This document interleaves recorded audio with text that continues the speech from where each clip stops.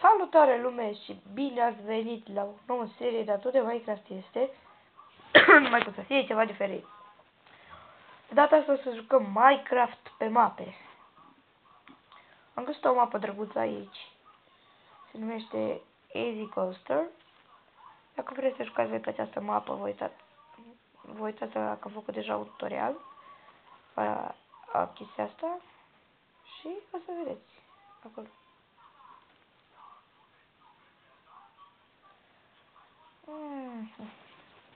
Mapa este drăguță. Aici cred că sunt... Aici au făcut multe șine cu tren. Dacă așa, șine de tren iau ieșit. Și care fac mapa, dar nu a făcut nicio construcție. Ba da, uite acolo ceva.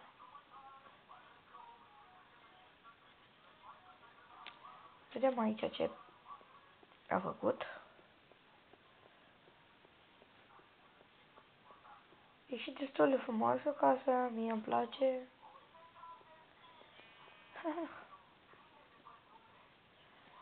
Cu ferile nu ne trebuie nouă pe creative, dacă vreau să testez de survival, dar nu. Când atărăsc, cum a lăsat de mapă, are și televizor. Ce că ăsta l-a pus pe post de televizor. Vedem ce are sus. Cumpăr eu are dormitor. Frate, deci fii atent ce pat a pus el. Putea să pună pat de rând numai. Dacă a vrut să facă model, n-am ce-i face.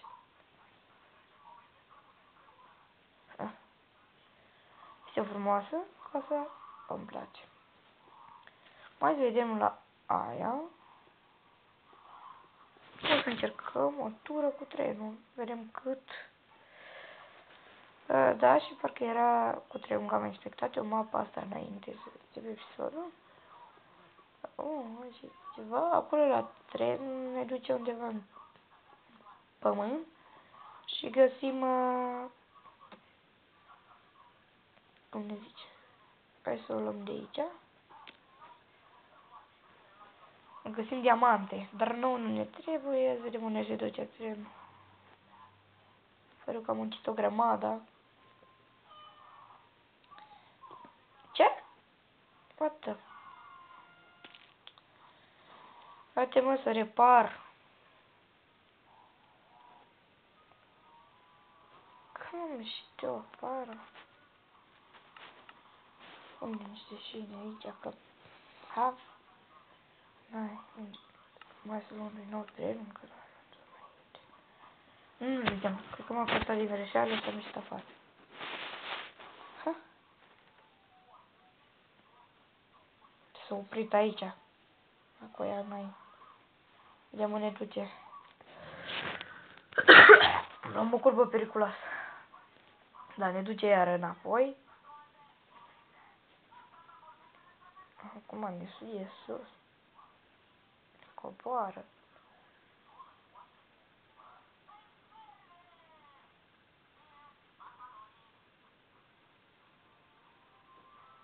Da, uitați diamante. Rar găsești când joci pe survival. Și cum ne-am găsit noi diamante la seria noastră care o avem de Minecraft survival. Chiar și eu mă găsesc. Hai să ajungem. Trenul este făcut bine. Construcțiile puține. Aici încercat să fac o fel. Nu mai are nicio construcție, ce? Ce-am făcut aici? Oh, uite ce... Parcă pe aici se intra în pământ. Hai că intrăm noi acum în pământ.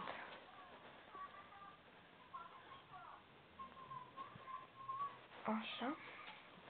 Acolo cum am mai odată, vă se fac că era doar un turn normal și n-avea nimic. Da, cum am spus, ăsta duce în tunel.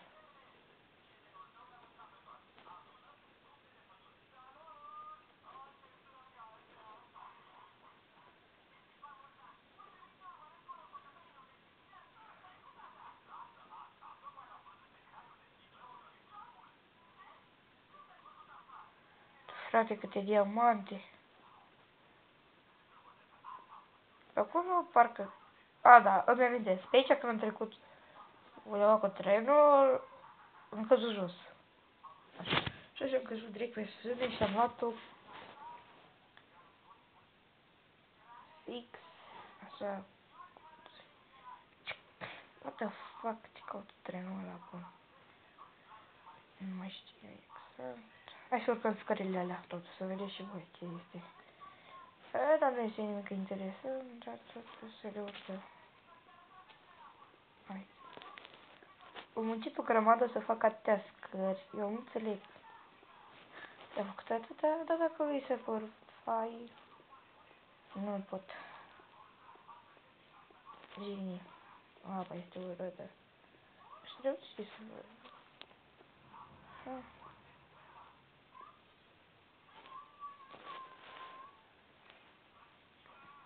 Da, deci. Am mai făcut și scări. Fuck. O să pun un pat aici, să dorm.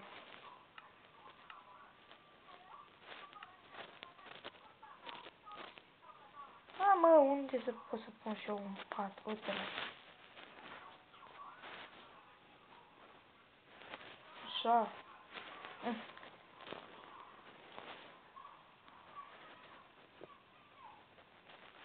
Să-mi spuneți în comentarii dacă mapa este plictisitoare, dacă este faină.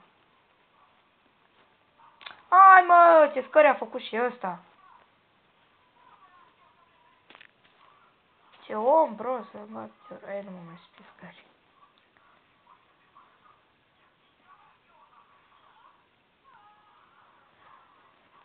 Ia să vedem ce minunăție a făcut el aici.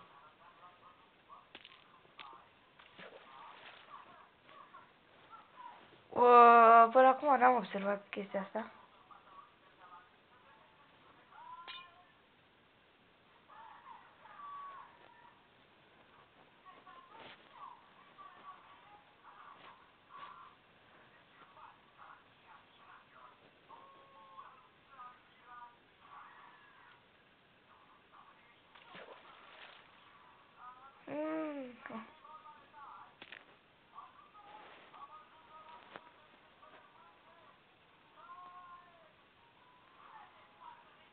Lipsitoare, mapa.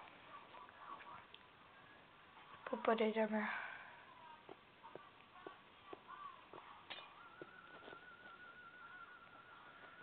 Ha. Deci, frate, mă era și cum de naiba tot au dispărut șinele.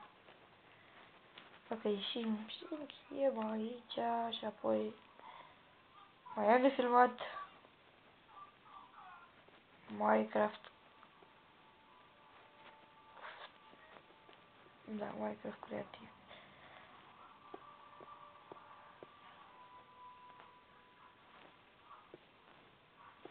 Serosal.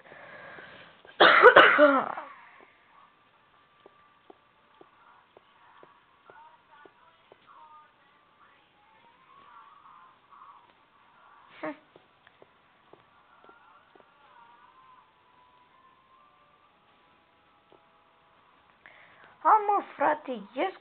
Păi, de capul meu.